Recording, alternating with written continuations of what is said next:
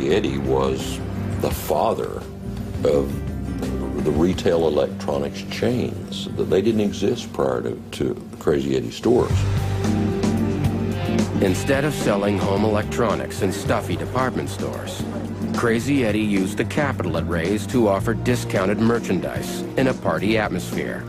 Hold on to your beanies! Crazy Eddie's coming to Princeton! And created the most relentless ad campaign New York had ever seen. It's Crazy Eddie's greatest TV and video sale ever! Between this visionary promotion and the great deals in the stores, Crazy Eddie became a household name. Get anything and everything in TV and video. Get it now during Crazy Eddie's greatest TV and video sale ever! They were the electronics store. That was where you went to get your great deal. Crazy Eddie had better name recognition than Coca-Cola. The chain crushed the competition. Its market dominance became unstoppable. Come get it, Crazy Eddie's! Crazy Eddie's! Thank you, sir! Go get the best price you can find, and then come to Crazy Eddie's and we'll beat it. Crazy Eddie expanded at a phenomenal rate. What began as a single outlet in Brooklyn had by 1987 grown into a vast empire of 39 superstores that employed more than 2,000 people. At the zenith, the company was the largest electronics retailer in the tri-state area. The insatiable appetite for Crazy Eddie's deals drove the stock price ever higher. Its eventual market capitalization at its peak was over $600 million. But what nobody knew was insane! The Crazy Eddie empire was a massive fraud. Eddie Antar is the mastermind behind the Crazy Eddie empire and the greatest retail fraud in American history. Antar was born into a tight-knit family of merchants from low-rent Brooklyn.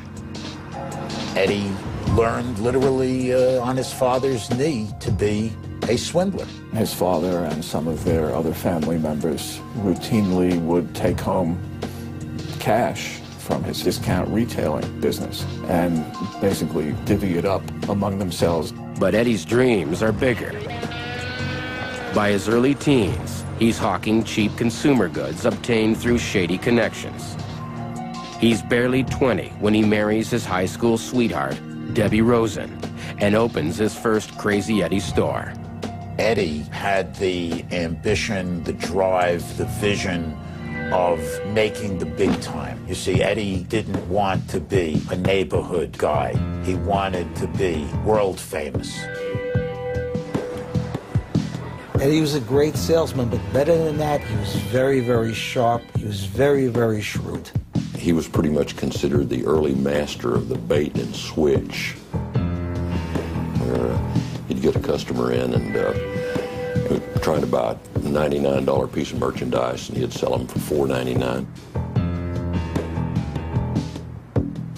He said, people want hope and dreams. We'll sell them hope and dreams. Right from the start, he skims money. There was a culture that said the tax man does not deserve to have any of our money. Eddie would skim off all of the cash sales of the business so they wouldn't have to report those as taxable income. Eddie then hires trusted family members and pays them off the books to further avoid taxes and scrutiny. Crazy Eddie thrives. But manufacturers start withholding stock because Eddie sells below their list price. Faced with empty shelves, he fights back. Eddie said, I don't care if I have to get the goods out of Canada or Europe or Africa. He survives by sidestepping manufacturers and obtaining merchandise through family connections to the underground market. He broke their hold on the price fixing, and that was his claim, that he was the champion of the New York electronics consumer.